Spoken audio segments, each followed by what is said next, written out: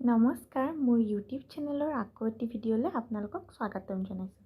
তো আজি মই বনাম মাটন কাৰী। তো তাৰ কাৰণে মই ডাঙৰ ডাঙৰ 3টা পিঁয়াজ লৈ লৈছোঁ আৰু এনেকৈ দীঘল দীঘলকৈ কাটি লৈছোঁ। চাব পাৰে আপোনালোকে কেনেকৈ কাটিছোঁ। তাৰপিছত মই দিছোঁ কেৰাহীত ঘিউ মই 5 চামুচ ব্যৱহাৰ কৰিছোঁ। 5ৰ পৰা 6 চামুচ ব্যৱহাৰ কৰিব পাৰে। তাৰপিছত মই কি কৰিছোঁ, আলুকেইটা তেনেকৈ ভাজি লৈছোঁ। আলু ভজা হোৱাৰ পিছত মই 2টা শুকান জলকীয়া আৰু কাটি লোৱা পিঁয়াজখিনি দি দিছোঁ। আৰু কাটি লোৱা পিঁয়াজখিনি গল্ডেন ব্ৰাউন হোৱালৈকে ভাজি লৈছোঁ। ভাজি তাত মই মাংসখিনি দি লৈছোঁ। মাংসখিনি আজি মই একো মেৰিনেট কৰি ৰখা নাই।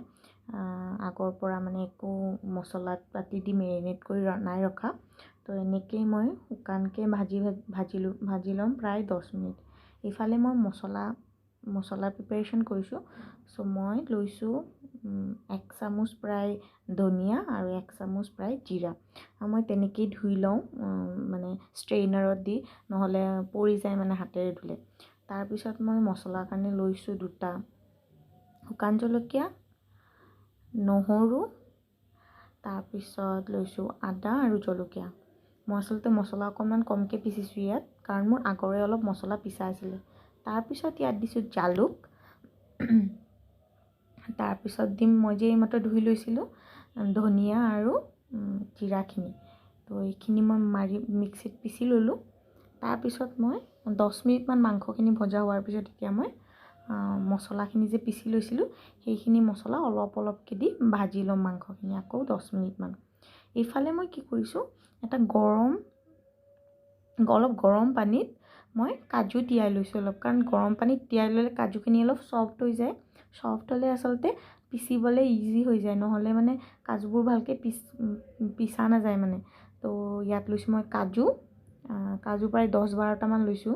মই ব্ৰকেন কাজু লৈছোঁ আৰু অলপ লৈছোঁ ভাজি লোৱা পিঁয়াজ ভাজোঁতে মই তাৰ পৰাই 2 চামুচমান ওলাই থৈছিলোঁ। আৰু ইয়াত দিছোঁ মই দৈ মই লৈছোঁ 5 চামুচমান লৈছিলোঁ। তাৰপিছত মই হালধি দিছোঁ। হালধি মই আচলতে দেৰিকৈ দিওঁ, কাৰণ হালধি দিলে আগতে তলত লাগি ধৰে, মানে মাংসখিনি ভাজিবলৈ প্ৰব্লেম হয়।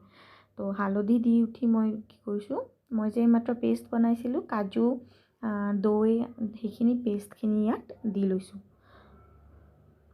এই পেষ্টখিনি দি মই আকৌ 10 মিনিটমান ভাজিছোঁ। এতিয়ালৈ মই আধা ঘণ্টামান ভাজিলোঁ, মানে ফাৰ্ষ্ট একো নিদিয়াকৈ দেন মছলা দি দেন এতিয়া কাজু দি মই আকৌ 10 মিনিটমান ভাজি লৈছোঁ। এতিয়া মই দিছোঁ নিমখ আপুনি আগতেও দিব পাৰে। মই ইয়াত অলপ কমকৈ নিমখ দিছোঁ, কাৰণ মই আকৌ এবাৰ নিমখ দিম যেতিয়া মই বিলাহী দিম। বিলাহী দিয়াৰ পিছত আকৌ এবাৰ নিমখ দিম। মানে বিলাহী দিয়াৰ পিছত নিমখ দিলে আচলতে বিলাহীখিনি বহুত ধুনীয়াকৈ গলি যায়, আপোনালোকে দি চাবচোন। তাৰপিছত মই দিছোঁ বিলাহীৰ পেষ্ট। মই বিলাহী লৈছোঁ, এটাও নাই লোৱা, এটাতকৈ অলপ কমেই লৈছোঁ। বিলাহী পেষ্টটো দি হোৱাৰ পিছত মই দিছোঁ তাত নিমখ। এইখিনি দি মই আকৌ 5-10 মিনিটমান ভাজিছোঁ।